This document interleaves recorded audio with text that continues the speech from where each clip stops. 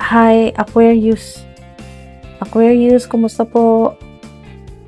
Sa lahat po ng mga Aquarius, pati na rin po sa mga cross-watchers. Oh, wow! The 5th house. Investment, gambles, and other games.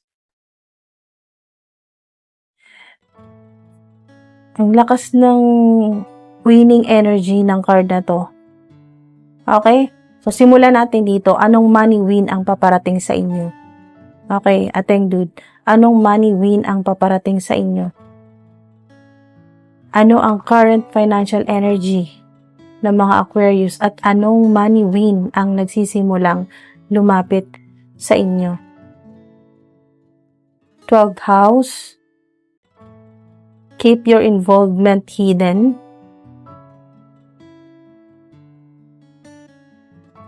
What in Gemini, what you want to be known, what is believed about, use the quickest way in Gemini. So, Aquarius, ito po yung first 3 cards po ninyo. Investment, gambles, and other games, your creations in the 5th house. Yan po, kita niyo po yung may dice. Yan po. At, keep your involvement hidden, 12th house. Use the quickest way in Gemini or under Gemini. Dito po sa 5th house, may connection po sa investment. Okay, investment, risks. Okay, risks, speculation, at mga bagay po na may element ng chance or chance-based activities. Pero hindi po ibig sabihin ito na kailangan mong magsugal talaga, literal na magsugal o kaya po mag-risk ng pera. Mas nakikita ko po ito bilang isang sitwasyon kung saan kailangan mong maging maingat sa risk versus reward. 12th house. Ito naman po sinasabi na keep your involvement hidden. Parang may bagay na mas magandang hindi nyo po muna i-broadcast sa lahat. Pwedeng personal financial plan, bagong idea, application, negotiation, o kaya po opportunity na nasa development stage pa. Kaya wag muna. Okay? Ating dude. Hidden muna siya. Secret muna. Kailang muna. Wala muna kayong pagsasabihan na kahit single soul, wala muna pagsasabihan. 12th house. Okay? Kasi maaring itong opportunity na to or kung anong ginagawa po ninyo ay nasa development stage pa po. At Gemini, and po, in Gemini, use the quickest way. Dito naman po may energy po ng mabilis talaga na communication or impormasyon, mensahe, o kaya po decision. Or emails, yan po. Pwedeng may information po na kailangan mong makuha agad o kaya po isang opportunity po ito na kailangan mong mag-respond o mag-reply agad within the right timing. Mas mabilis ka mag-reply, mas maganda. Okay, sa nakita ko dito. Kasi quickest way. Quickest way or quick energy. Kaya po, Aquarius, yung money win po ninyo, okay? Yung money win ay may possibility po na may element ng timing, okay? May timing at information. Pero dahil po may 5th house at 12th house, huwag po basta mag-take ng risk dahil lang po mukhang exciting. Okay? Ating dude, observe muna. Ayan po. Keep your plans private habang hindi pa po final at gamitin nyo po ang information para makagawa po ng mas mabilis pero matalinong desisyon. Napakatalinong desisyon. Ano mismo ang opportunity o sitwasyon na maaaring magdala ng money win sa mga Aquarius at ano ang kailangan nilang gawin para mapakinabangan ito?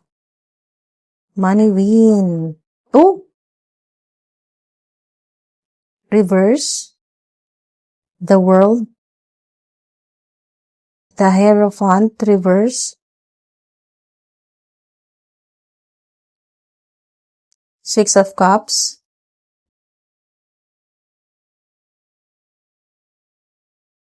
Sa Ito pong second set po ninyo, the World reverse, the Hierophant reverse, Six of Cups. Parang may connection yung money win po ninyo sa isang bagay na hindi pa totally tapos. Yan po. Ito pong the World reverse, parang may opportunity or situation from the past na hindi po tuluyang nagkaroon ng completion kasi nakabaligtad tong world. Ang gara lang ng mga teng dude. Pwedeng may dating plan, okay? May dati kang plano or mga plano. Pwedeng dating application po ito, dating proyekto, or isang bagay na na-delay pero hindi pala totally closed. Hierophant reverse, parang hindi na kailangan sundin yung usual na paraan. Pwedeng may bagong approach, o kaya naman po unconventional po na solusyon, o kaya naman po ibang route para makuha yung result na gusto mo. Six of Cups. Okay, ating dude, ito po, Six of Cups. Ito yung nagdadala ng energy ng past or something familiar. Pwedeng may dating connection na muling magpakita, old client or mga dati mong naging kliyente, previous opportunity, former contact, or kahit isang skill or idea na nagamit mo na dati. Okay, nagamit mo na siya noon. Kung anumang skills na yan or skill. So, possible po na ito pong money win po ninyo ay hindi naman talaga siya completely brand new. Sa nakikita ko dito lalo na sa second set po ng cards po ninyo, no? Hindi siya talaga completely brand new. Baka may bagay na dati nang dumaan sa buhay po ninyo, pero hindi natuloy. Okay, hindi natuloy. At ngayon may chance itong bumalik in a different form. At dahil po may Hierophant reverse po kayo, don't assume na kailangan mong gawin exactly what you did before. Ateng dude, baka yung key ngayon, yung susi, okay? Ngayon ay yung bagong approach. Ano kaya ang magiging actual money win ng mga Aquarius at ano ang pinakamahalagang kailangan nilang malaman bago ito samantalahin? Raise or promotion,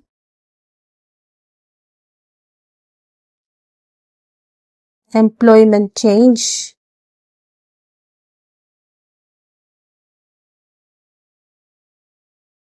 face your financial fears. Okay, so nandito na po tayo sa final 3 cards po ninyo. Raise or promotion, employment change, at ito pong face your financial fears. At dito, mas naging specific po yung money win po ninyo. Okay, raise or promotion, ito po yung direct energy ng improvement sa income o kaya po sa position po ninyo. Pwedeng recognition po sa trabaho, dagdag po na responsibilidad na may kapalit po na better compensation or incentives o kaya po isang opportunity na maglalagay sa'yo sa mas magandang financial position. Pero kasunod po nito, ito pong employment change. Kaya, posible din po na hindi lang po ito tungkol sa current po na trabaho po ninyo, no? Current job. Pwedeng may bagong position, bagong workplace po ito, bagong role, o kaya po pagbabago po sa career direction po ninyo na magbibigay po sa iyo ng better opportunity.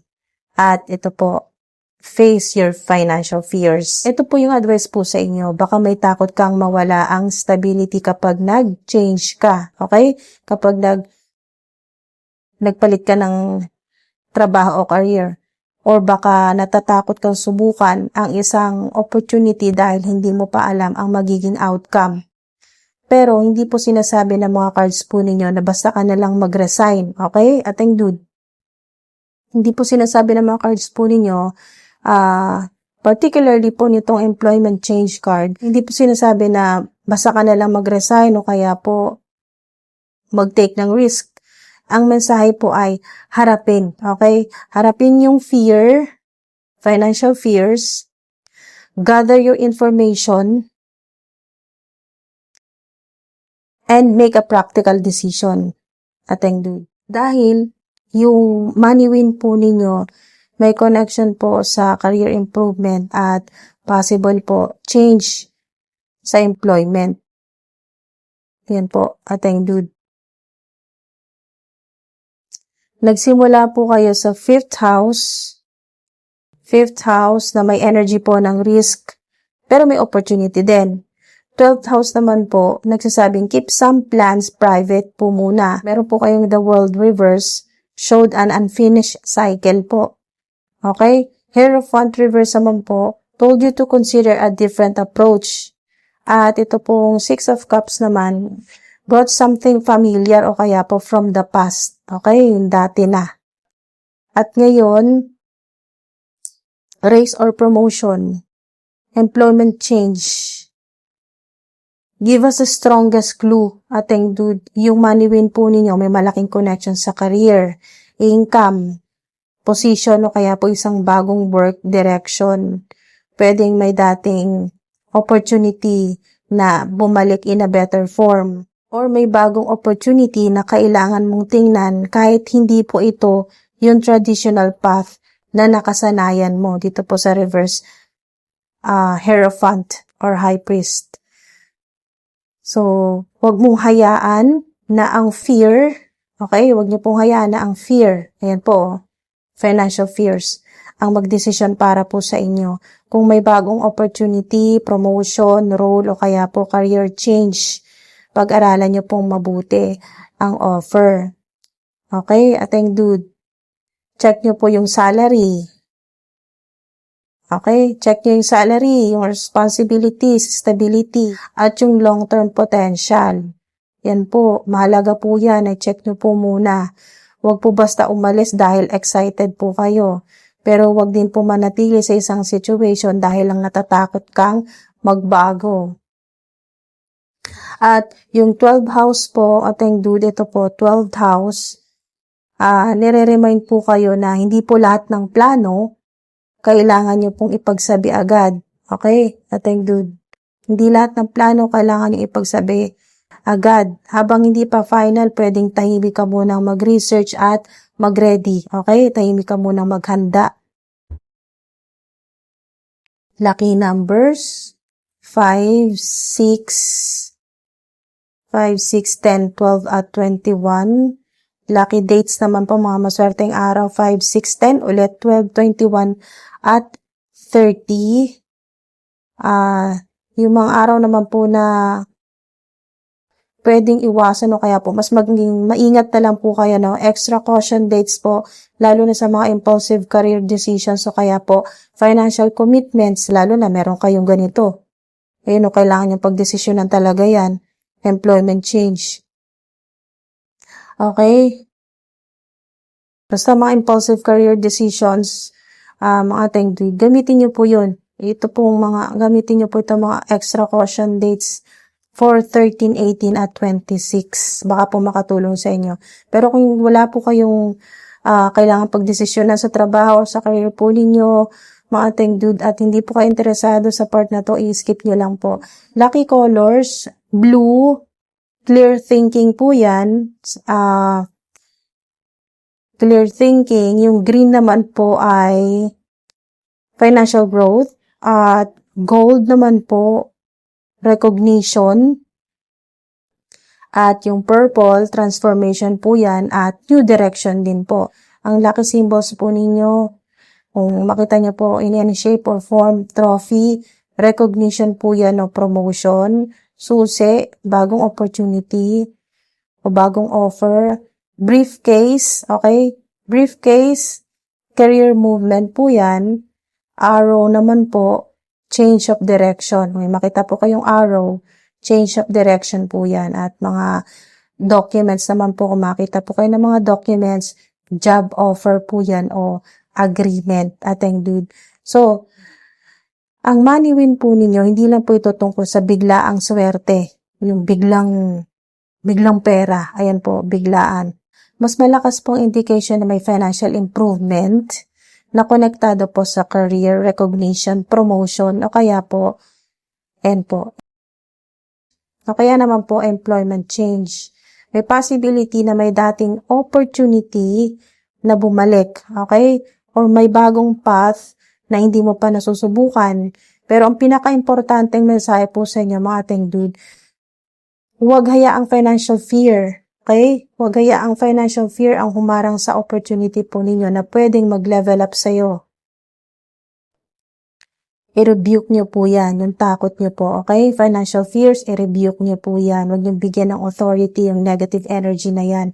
Okay, na humarang sa opportunity po ninyo, lalo-lalo na meron po kayo ditong Razor promotion card at ang dude. At lalo na, kung kayo naman po ay nagmamanifest ng employment change or career change, yan po at ang dude. Huwag nyo pong hayaan na yung financial fear po ninyo ay humarang dito sa lalo na long-term goal po ninyo. Research first, okay, at ang dude. Think carefully. Pag-isipan nyo po muna mabuti and make sure practical po ang move po ninyo. Practical move. Hindi mo kailangan magmadali. But, you also don't have to stay stuck. You don't have to stay stuck, ating dude, just because you're afraid of change. Okay? Change. So, yung money win po ninyo, may come when you recognize that sometimes financial growth requires you to step into a new role. And po, new role, new opportunity, o kaya po new direction. So yun po, mga ating dude, sana ay hindi lang basta na-enjoy niyo yung reading, sana ay magkaroon kayo dito ng sana makakuha kayo ng insights or meron po kayo narinig dito na mapakinabangan po ninyo, mga ating dude, at magbigay po sa inyo ng inspirasyon at clarity na din po, epiphany, clarity para kayo po ay makapag-desisyon ng naka-align po yung decision po ninyo, align po sa energy at sa kung anong intention po ninyo or kung ano po yung minamanifest po ninyo, mga ating dude. Sana ay mag-resonate po sa inyo yung mga high frequency na mga mensahe. Ayun po. Ang galing ng money win energy ninyo eh. Kasi dito pa lang sa, fifth house, so investment, gambles, and other games. Pero, hindi po literal na sugal po yan, no? Basta, maging maingat na rin kasi risk po yan eh. Or risks. Magte-take ng risk. Pagbabaka sakali or chance. So, yun po, sana ay may makuha po kayo dito na magagamit po ninyo ng practical. Ayan po. Maraming salamat po sa patuloy ninyong suporta. Sa mga nagko-comment, maraming salamat po sa inyo. Na-appreciate ko po yan, yung effort po ninyo na mag-comment at maghintay po ng mga readings po ninyo. Thank you po, ating dude. Hanggang sa susunod po. Ingat po kayo.